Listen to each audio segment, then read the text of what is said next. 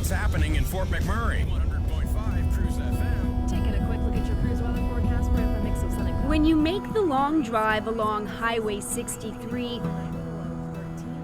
the outskirts of Fort McMurray always signal a welcome end.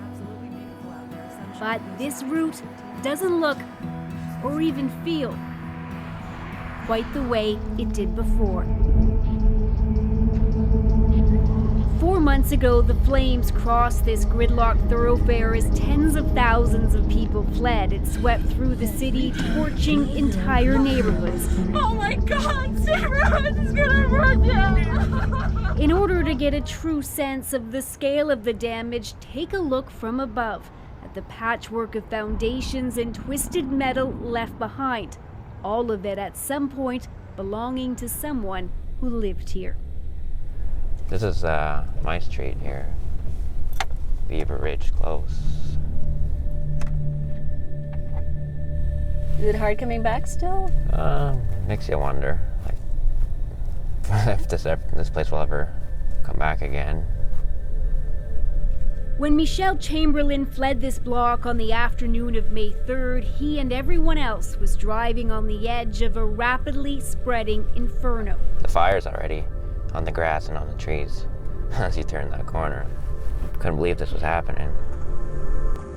What he witnessed firsthand was later viewed around the world. His dashboard cameras recorded the perilous yet surprisingly calm evacuation. Those would be the trees there with the flames coming over. And somewhere around here, this is where the biker took off. At this point, this is where the embers started coming down from the sky. We moved to the other lane. Chamberlain's house is gone. It was one of the nearly 500 homes destroyed in this neighborhood. Today, his connection to his hometown is strained. Are you concerned that this community will never be the same? Part of me is, yeah. It's off. It doesn't feel like this the same, especially not with your own home anymore. I look at one side of the city's moving on, but you look at the other side of the city, it's hard. Entire blocks are still sealed off. Some of the few things which survived the flames are strewn across this sidewalk unclaimed. While it may look like things are getting back into full swing in other neighborhoods, this is a city still grappling with the very visible scars of the fire and the less obvious ones. After the initial chaos, destruction, and shock, people are now dealing with the very difficult reality of trying once again to settle into everyday life. It took Mary Ellen and Dan McDonald nearly 24 calls to find a property for rent in Fort McMurray. It's going to take a little while to get back. I'm in a new neighborhood. I'm not in my old home where I loved it, you know what I mean, and by the school. It's just, it doesn't feel like home. Because this is all that's left of their home and that large wooded lot they love so dearly. Seeing that destruction was really, really tough. And I've been back one more time and it was a little easier, but I've also just tried to make myself say, okay, that's behind you and you have to look forward. I'm gonna help you do this, okay? The McDonald's two daughters spent the majority of the past 4 months away from Fort McMurray. Wait, Mom. After being evacuated, they finished off their school year in Nova Scotia, where they were staying with family. We're waiting to see how the kids are going to cope with some of this stuff. We know it was very traumatic for them. My 9-year-old girl, she's still, like, there was one day we had to run over to the school and pick her up because she thought the schoolyard was on fire. She had a flashback. She had flashbacks. Did you ever talk to your parents about the fire? No, How come? I just don't want to. The fire is a tough and uncomfortable subject for 9-year-old Gabrielle and her sister, 6-year-old Olivia. They're the yellow pencils. But there are those daily reminders. But that's what the same size as your kitty one was. Did you know that? But it was higher. No, it wasn't. That's the exact same. It was burnt in the flames. Burnt in the house. We didn't have it with us. They're about to start class in a new school, and their mother's hopeful it will restore some of the same old routine. Everything was so thrown up in the air, and now to give them their structure is way better. In Fort McMurray, the school year ended abruptly last May. So you can see teacher resources, running shoes, Halloween materials. When students and teachers evacuated the schools, belongings were left behind. They now sit in plastic bags on the gym floor. This school in Beacon Hill is one of 4 schools that will not be opening this year because of the cleanup that still needs to be done.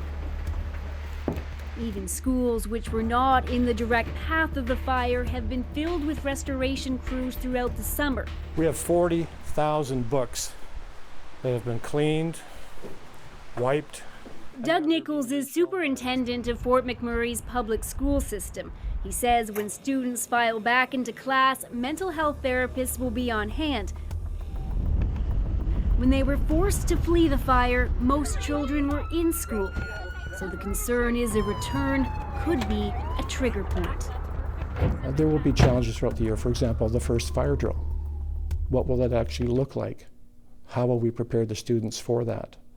Because for some students, that was a very traumatic incident, of course, the fire and evacuation that still lives with them. 5,500 students went to public school in Fort McMurray last year, but Nichols says this fall enrollment will be down. They could have lost as many as 1,000 students because some families haven't returned. Most people living here will tell you that the city doesn't seem as busy as it used to be. When the price of oil started to plunge 2 years ago, the exit began. But after the fire, it expanded dramatically. Many businesses lost staff members. The majority are operating, but some have limited hours. A few haven't opened, and it's not clear when they will.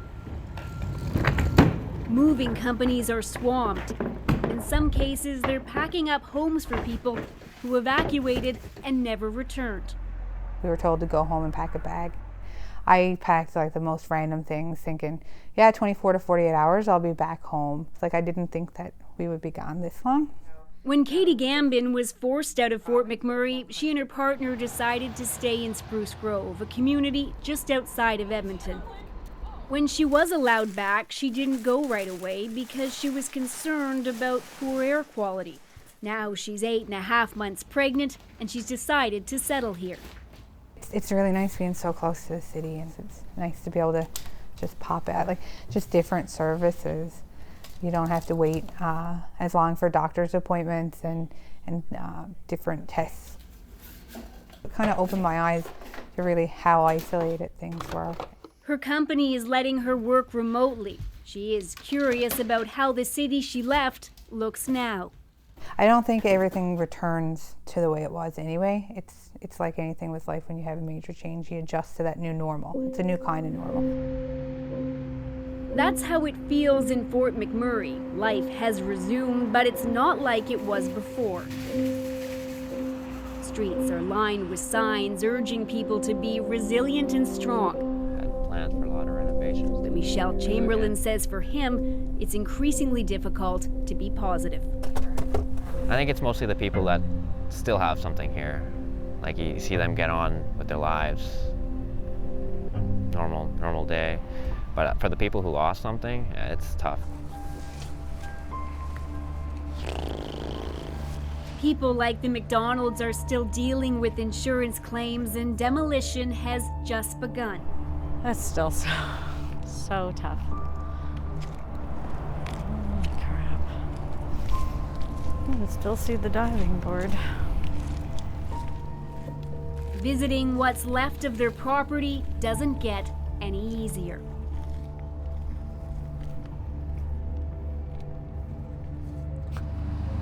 I hate seeing this.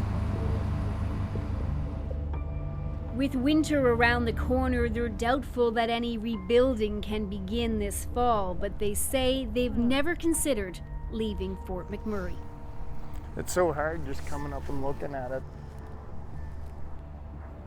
My goal is to hit the ground in the springtime running, and hopefully we'll be in by Christmas next year. It'll be back, and it'll be just as beautiful or more beautiful, and I think it's just a new appreciation of everything too. Yeah. It's a perspective gained at a time when so much else was lost, and it's one they'll try to hold on to during the months ahead as they settle into a new normal and their old neighborhood slowly begins to transform. Briar Stewart, CBC News, Fort McMurray.